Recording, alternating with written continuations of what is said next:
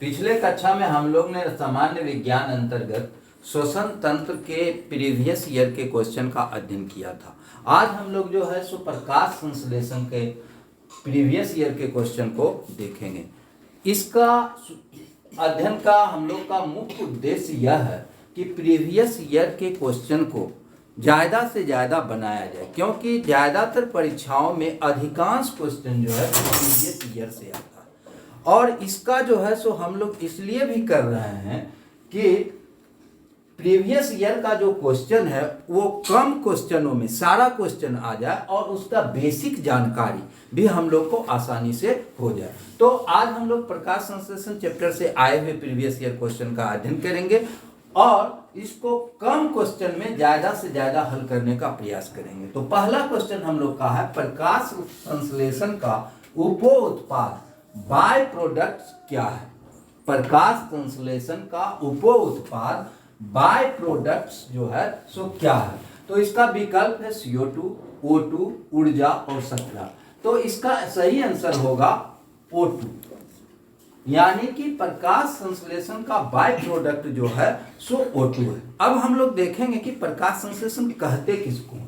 तो प्रकाश संश्लेषण जो है सो वनस्पति कोशिकाओं द्वारा प्रकाशीय ऊर्जा का रासायनिक ऊर्जा में परिवर्तन करने की क्रिया प्रकाश संश्लेषण कहलाता है। जिस प्रकार हम लोग भोजन करते हैं तो हम लोग भोजन के लिए जो है सो दूसरे पर निर्भर करते हैं, लेकिन पेड़ पौधा जो है सो अपना भोजन स्वयं तैयार करता है। वह जो है सो सूर्य के प्रकाश के उपस्थिति में पौधों में जो पर्णहरित होता है उसकी सहायता से पौधा पृथ्वी से जल लेता है और वायुमंडल से जो है सो कार्बन डाइऑक्साइड लेता है और इसकी सहायता से वो अपना भोजन बनाता है। यानी कि CO2 और H2 और प्रकाश और पर्णहरित की उपस्थिति में जो है सो वो अपना भोजन C6H12O6 यानी कि कार्बोहाइड्रेट के रूप में बनाता है और इसमें O2 जो है सो बाय प्रोडक्ट के रूप में निकलता है। तो क्वेश्चन में था जो प्रकाश संश्लेषण का बाय प्रोडक्ट क्या है, तो प्रकाश संश्लेषण का बाय प्रोडक्ट जो है सो O2 है। दूसरा क्वेश्चन है, प्रकाश संश्लेषण में पौधा द्वारा निम्नलिखित में से कौन सी गैस का उपयोग किया जाता है। इसमें है अमोनिया, कार्बन डाइऑक्साइड, क्लोरीन और सल्फर डाइऑक्साइड। तो इसका सही उत्तर होगा कार्बन डाइऑक्साइड। हम लोगों ने अभी देखा कि पौधा जो है सो CO2 की सहायता से अपना भोजन तैयार करता है।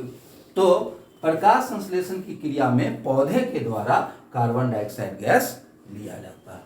अगला क्वेश्चन है, हरे पौधे द्वारा प्रकाश संश्लेषण की प्रक्रिया में प्रयुक्त सौर ऊर्जा का रूपांतरण किस रूप में होता है। तो अभी हम लोग ने देखा कि प्रकाशीय ऊर्जा का रूपांतरण जो होता है सो रासायनिक ऊर्जा के रूप में होता है। तो यहाँ विकल्प में है रासायनिक ऊर्जा, भौतिक ऊर्जा, A और B दोनों, इनमें से कोई नहीं।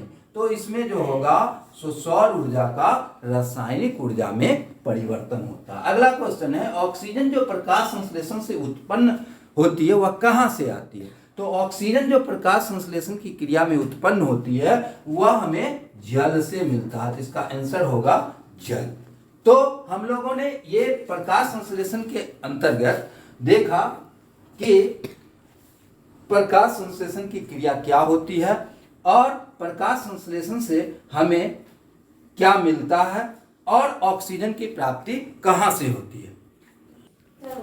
अगला क्वेश्चन है, पर्णहरित में निम्नलिखित में से कौन सा तत्व पाया जाता है। विकल्प है लोहा, तांबा, मैग्नीशियम और मैंगनीज। इसका सही उत्तर होगा मैग्नीशियम। यानी कि पर्णहरित में निम्नलिखित में से कौन सा तत्व पाया जाता है, तो पर्णहरित में सबसे ज्यादा मैग्नीशियम पाया जाता है। अब हम पर्णहरित जो है क्या है। पर्णहरित प्रोटीन युक्त जटिल रासायनिक यौगिक है।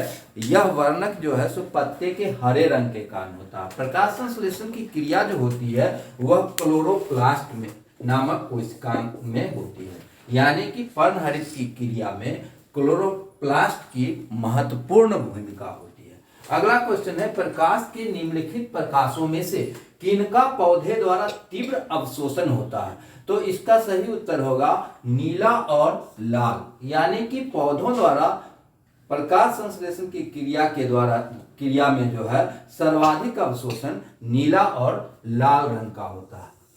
अगला क्वेश्चन है, प्रकाश संश्लेषण हेतु सर्वाधिक प्रकाश है। तो इसमें भी जो है सो हम लोग का विकल्प है बैंगनी प्रकाश, लाल प्रकाश, नीला प्रकाश और हरा प्रकाश। तो सबसे सर्वाधिक जो है सो वह लाल प्रकाश का। अब अगला क्वेश्चन है, पृथ्वी पर अधिकांश ऑक्सीजन उत्पादित होता है घास में, शैवालों से, वृक्षों से और धान के खेतों से। तो सर्वाधिक ऑक्सीजन जो उत्पादित होता है शैवालों से होता है। हम लोग जो है सो जो प्रकाश संश्लेषण की क्रिया होती है उसका 90% भाग जलीय पौधों के द्वारा होता है और जलीय पौधों में जो है सो लगभग 85% भाग समुद्री शैवालों से होता है और 5% भाग जो है सो पृथ्वी पर जो जलीय भाग है यानी कि नदी, नाला, पोखर आदि है उससे 5% और 85% जो है समुद्री शैवालों से होता है और 10% जो बच गया वह पृथ्वी पर पाए जाने वाले अन्य पेड़ पौधों से होता है। यानी कि पृथ्वी पर अधिकांश ऑक्सीजन जो की प्राप्ति जो होती है वह शैवालों के माध्यम से होती है। अगला क्वेश्चन है, प्रकाश संश्लेषण होता है रात्रि में, दिन और रात्रि में, केवल दिन में, इनमें से कोई नहीं। इस क्वेश्चन को आप लोग ध्यान से देखिएगा। प्रकाश संश्लेषण होता है, कहता है रात्रि में, दिन और रात्रि में, केवल दिन में और इनमें से कोई नहीं। तो अधिकांश लोग केवल दिन में आंसर देंगे। होता भी है प्रकाश संश्लेषण, हम लोग पढ़ते हैं कि सूर्य के प्रकाश की उपस्थिति में होता है और वह ऊर्जा की जो प्राप्ति होती है वह सूर्य से होती है।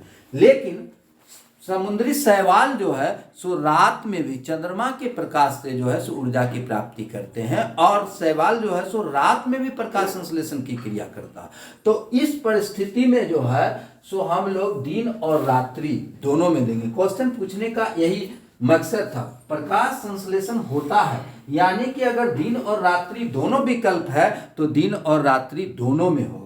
यानी कि शैवाल जो होता है वह चंद्रमा के प्रकाश में भी प्रकाश संश्लेषण की क्रिया करता है, इसलिए इसका आंसर दिन और रात्रि में होगा। इस प्रकार हम लोगों ने जो है सो प्रकाश संश्लेषण के मुख्य प्रश्नों का अध्ययन किया और लगभग इस चैप्टर से जो भी बेसिक चीज थे उसको बताने का मैंने प्रयास किया। अगले चैप्टर में जो है सो हम लोग पोषण तंत्र के बारे में या पोषण और परिसंचरण तंत्र पर अध्ययन करेंगे। तो आज का जो है सो ये प्रकाश संश्लेषण चैप्टर हम समाप्त करते हैं और अगले दिन नए चैप्टर को लेके हम लोग आएंगे। धन्यवाद।